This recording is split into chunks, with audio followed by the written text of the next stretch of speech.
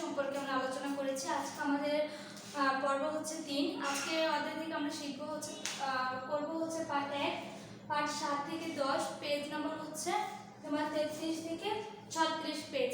তাহলে দেখো আজকে আমরা এই অধ্যায় থেকে বা এই ক্লাস থেকে কি কি শিখবো। আমরা এই ক্লাস থেকে শিখবো হচ্ছে কাণ্ডের কাজ কি, শিখবো হচ্ছে একটি পাতার বিভিন্ন অংশ, তারপর শিখবো হচ্ছে তোমার পত্রের প্রকারভেদ। একটা পত্র মানে পাতা, পাতার কতগুলো প্রকার থাকে। আবার শিখবো হচ্ছে কি মানব জীবনের মূল কাণ্ড এবং পাতার প্রয়োজন। তাহলে দেখো ফার্স্টে হচ্ছে পার্ট 7, পেজ নাম্বার হচ্ছে তোমাদের জন্য 33, কাণ্ডের কাজ কি। দেখো আমি একটু আলোচনা করতেছি।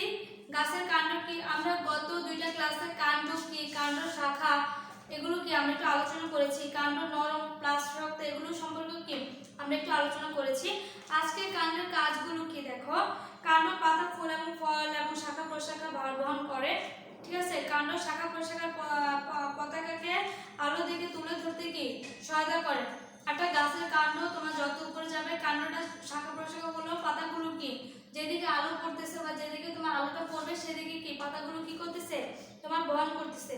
আবার একটা কাণ্ডতে তোমার মনে করো পাতা থাকবে, ফুল থাকবে, ফল থাকবে, এগুলো যে একটা ভর, এগুলো যে একটা ওজন, এগুলো কি কাণ্ড বহন করে থাকে। পাতার প্রস্তুত খাদ্য কাণ্ডের মাধ্যমে দেহ সর্বত্র ছড়িয়ে পড়ে। পাতা যে সালোক সংশ্লেষণের মাধ্যমে কি নিজের খাদ্য নিজে তৈরি করে, এই খাদ্যটা কাণ্ডের মাধ্যমে একটা গাছের সমস্ত দেহে কি ছড়িয়ে পড়ে। কচি অবস্থায় সবুজ কাণ্ড সালোক সংশ্লেষণের মাধ্যমে কিছু পরিমাণ খাদ্য প্রস্তুত করে। যদি গাছটা কচি থাকে মানে একদম নরম, তখন কি সালোক সংশ্লেষণের মাধ্যমে কাণ্ড কি তোমার খাবারটা তৈরি করে, কিন্তু বেশি অধিকাংশ ভাবে তোমার গাছের যে পাতাগুলো এগুলো তোমার কি খাবারটা তৈরি করে থাকে। এটা হচ্ছে তোমার কাণ্ডের কাজ। এখন আসো পার্ট হচ্ছে 8, তোমার বলছে একটি পাতার বিভিন্ন অংশ। আমরা বিগত ক্লাসগুলোতে কাণ্ড সম্পর্কে জেনেছি, কাণ্ড শ্রেণীবিন্যাস সম্পর্কে জেনেছি। আজকে আমরা জানবো হচ্ছে কি কাণ্ড একটি পাতার বিভিন্ন অংশ। একটি পাতার কি কি অংশ থাকতে পারে, একটি পাতা আমরা কিভাবে অংশগুলো আলাদা করব বোঝানোর ক্ষেত্রে দেখো আমি বোর্ডে একটা চিত্র এঁকে রেখেছি। চিত্রটা দেখো, এটা হচ্ছে তোমার একটা পাতা।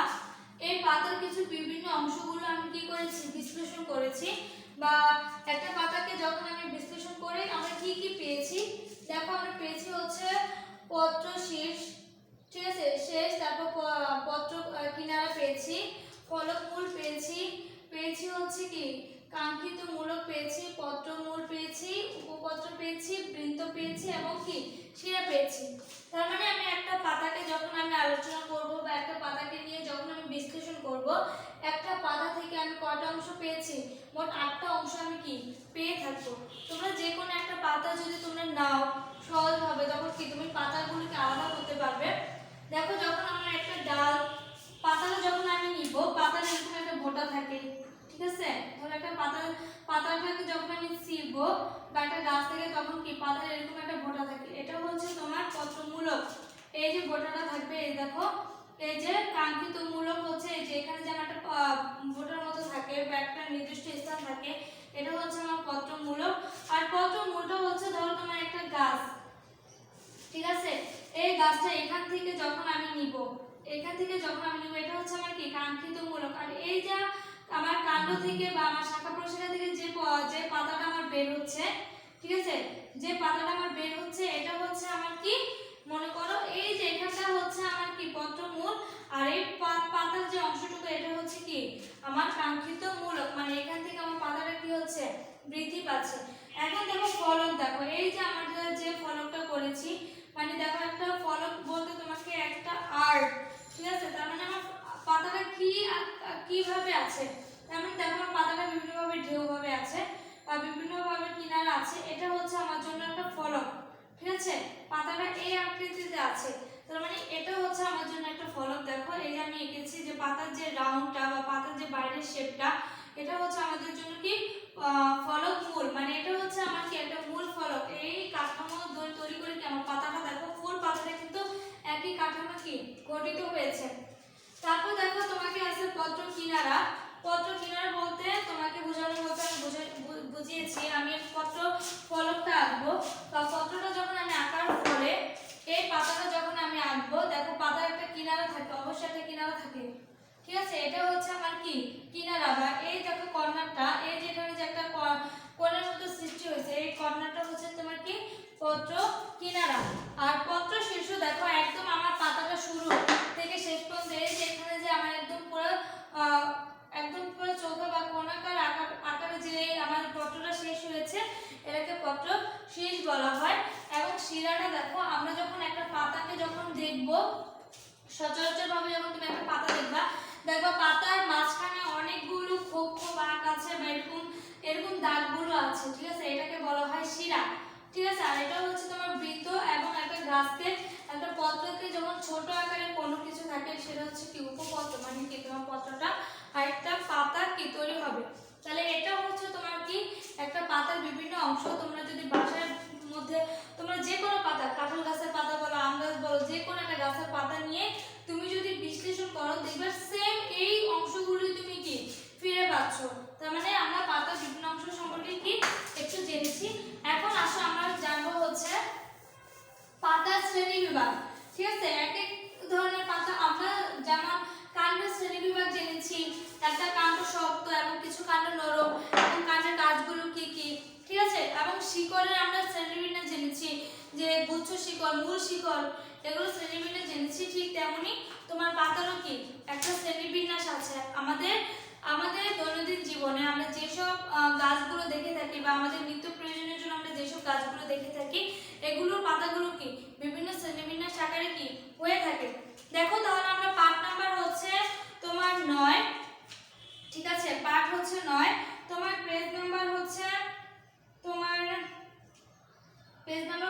34। দেখো পত্রের প্রকারভেদ, আমরা পত্রটাকে পত্র বলতে আমরা বোঝানো হয়েছে পাতা। একটু রিডিং করে দেখো, একটি আমের পাতা এবং একটি তেঁতুল পাতা নিয়ে দেখলেই বোঝা যাবে যে আমের পাতার ফলকটি অখণ্ডিত, কিন্তু তেঁতুল পাতার ফলকটি ক্ষুদ্র ক্ষুদ্র অংশে বিভক্ত। তার মানে একটি পাতাকে যদি আমি আলাদাভাবে বিশ্লেষণ করি, ঠিক আছে, যদি আমি দুইটা পাতা দেখি, দুইটা পাতার মধ্যে দেখো একটি পাতাটা যদি আমার পাতা নেই, সেটা হচ্ছে তোমার কি আমার পাতাটা কি হচ্ছে একটি ফলক অখণ্ডিত, মানে এটা কি কোনো খণ্ড নেই। কিন্তু যদি আমি একটা তেঁতুল গাছের পাতা নেই, এই তেঁতুল গাছের পাতাগুলো তোমার কি হবে খণ্ড আকারে কি হবে বিভক্ত করা যাবে। তাহলে দেখো আমরা এই বিশ্লেষণের মাধ্যমে আমরা পত্রটাকে দুই ভাগে ভাগ করতে পারি। একটা হচ্ছে তোমার সরল পত্র, একটা হচ্ছে তোমার জন্য কি যৌগিক পত্র। এখন দেখো সরল পত্রটা কি, ঠিক আছে। দেখো সরল পত্র হচ্ছে সরল পত্রের বৃত্তের উপর একটি মাত্র পত্র ফলক থাকে, ঠিক আছে। সরল পত্রের বৃত্ত ফলকে একটি মাত্র পত্র ফলক থাকে, যেমন আম, জাম, কাঁঠাল, পরে বট ইত্যাদি গাছের মধ্যে দেবে একটি। যদি ধরো তোমার একটা ডাল, ঠিক আছে, একটা ডালের মধ্যে তোমার একটা বৃত্তের মধ্যে কি একটা পাতা, তুমি প্রত্যেকটা পাতা কি কি অখণ্ডিত, মানে কি এই পাতাটা একটা খণ্ড, এই পাতাকে কি দ্বিতীয় খণ্ড ভাবে আকারে ডিভিশন করা যায় না। তার মানে তোমার সরল পত্রটা হচ্ছে সরল পত্রের উপর কি একটি মাত্র পত্র ফলক থেকে থাকে, যেমন আম, জাম, কাঁঠাল এবং কি বিভিন্ন রকমের গাছের পাতাগুলোকে আমরা পত্র ফলক বলে থাকবো। এখন যৌগিক পত্র দেখো, যৌগিক পত্র হচ্ছে গোলাপ, নিম, তেঁতুল, সজনে, মানে একটা ডালের মধ্যে একটা পত্র বৃত্তের মধ্যে তোমার একাধিক পাতা থাকবে, যে পাতাগুলো ছোট ছোট ক্ষুদ্র ক্ষুদ্র আকারে কি আমরা খণ্ড করতে পারবো, দ্বিখণ্ড ভাবে আকারে কি এগুলো আমরা করতে পারবো। তাহলে এগুলো হচ্ছে আমার জন্য কি যৌগিক বাক্য, যৌগিক পত্র। তার মানে দেখো যৌগিক পত্র বলতে আমরা পত্র শ্রেণীবিন্যাস অনুযায়ী আমরা পক্ষ যৌগিক পত্র এবং কি করতল যৌগিক পক্ষ সম্পর্কে আমরা আলোচনা করতে পারবো। দেখো বিভিন্ন রকম পক্ষ যৌগিক পত্রগুলো বলতে দেখো বোঝানো হয়েছে, এটা হচ্ছে আমি তোমাদেরকে বোঝানোর জন্য একটা বলতেছি। দেখো এটা হচ্ছে একটা পত্র বৃত্ত, এখানে আমার বিভিন্ন রকমের পাতা দেওয়া আছে, ঠিক আছে, বিভিন্ন রকমের ধরো পাতা দেওয়া আছে। এটা হচ্ছে তোমার জন্য হচ্ছে কি পক্ষর যৌগিক পত্র, ঠিক আছে। পক্ষর যৌগিক পত্র হচ্ছে তোমার এটা। আর আমরা কি বলেছি, আমরা যৌগিক পত্রকে দুইটা শ্রেণীতে ভাগ করেছি, একটা হচ্ছে পক্ষর আর একটা হচ্ছে কি তোমার করতালকার। তাহলে করতালকার পত্রটা দেখো, ধরো তোমার একটা পত্র বিন্দু, ঠিক আছে, এই পত্র বিন্দু থেকে তোমার দুইটা পত্র যখন আমি তৈরি করব, দুইটা পাতা যখন সৃষ্টি হচ্ছে, এটা হচ্ছে তোমার কি করতাল, কি বলা হয়েছে করতালাকার যৌগিক পত্র। ঠিক আছে, তার মানে এটা হচ্ছে তোমার করতালাকার কি যৌগিক পত্র।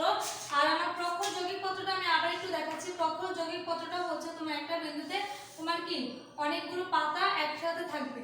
ঠিক আছে, এটা হচ্ছে তোমার কি প্রখর যৌগিক পত্র। তার মানে আমার একটা চিত্রের মধ্যে আমরা যখন দেখেছি যে পাতাকে দুইটা শ্রেণীতে ভাগ করা হয়েছে, একটি সরল এবং একটা যৌগিক, এবং যৌগিক পত্রটাকে আমরা আবার কয়টা ভাগে ভাগ করেছি? দুইটা ভাগে ভাগ করেছি। ঠিক আছে, একটা হচ্ছে প্রখর এবং একটা হচ্ছে করতাল।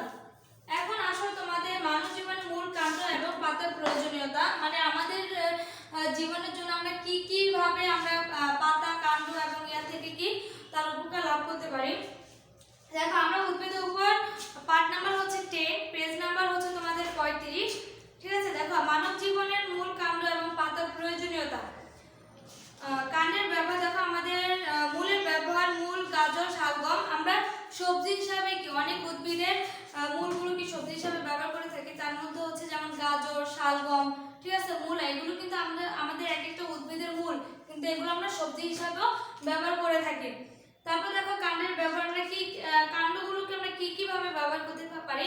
দেখো বীজজাত উদ্ভিদের নরম কাণ্ড খাদ্য হিসাবে আমরা গ্রহণ করতে পারি, যেমন গোল আলু, সাদা পুঁই ডাঁটা, কচু এবং ওলকচুর কাণ্ড আমরা সবুজ সবজি হিসাবে কি ব্যবহার করে থাকি। যেমন দেখো আমরা একটা উদ্ভিদ, গুলজাত উদ্ভিদ বা যেমন যেমন আমরা পুঁই শাক বা লাউ শাক, এগুলো কাণ্ডগুলোকে আমরা সবজি হিসাবে ব্যবহার করতে পারি।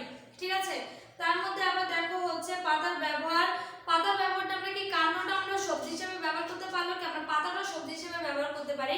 যেমন লাউ শাকের যে একটা লাউ শাক, এটা একটা উদ্ভিদ, কিন্তু এই উদ্ভিদের পাতাটা আমরা কি সবজি হিসাবে ব্যবহার করে থাকি। এবং লাল শাক, পুঁই শাক, পালং শাক, তারপর হচ্ছে পাট শাক, এগুলো আমরা কি পাতা হিসাবে, পাতাটা সবজি হিসাবে ব্যবহার করে আমরা দৈনন্দিন জীবনে কি কাজটা করে থাকি। তারপর দেখো তাল পাতা এবং গোল পাতার ছাউনি দেয়। আমরা অনেক সময় দেখা যায় যে গোল পাতা দিয়ে কি অনেক গ্রামের সময় দেখবে এগুলো ছাউনি বলতে তোমাকে বেড়া বা উপরে চালটা দেওয়া হচ্ছে তাল গাছের পাতা, এবং কি গোল পাতাটা কি তোমার ছাউনি হিসাবে ব্যবহার করা হয়ে থাকে। আবার দেখো অনেক সময় এই উদ্ভিদটা আমাদের অনেক সময় ঔষধ হিসাবে কাজ করে। যেমন বাসক পাতাটা, তো বাসক যে উদ্ভিদটা, এই পাতাটা আমাদের সর্দি কাশি যদি হয়ে থাকে তখন এই পাতাটা থেকে কি আমরা পাতাটা যদি আমরা সেবন করি তখন কি আমাদের সর্দি কাশিটা উপশম হয়। আবার দেখো কুচি, ধানকুনি, গাঁদা ইত্যাদি গাছের পাতাও কি মূল্যবান ঔষধ হিসাবে পাওয়া যায়।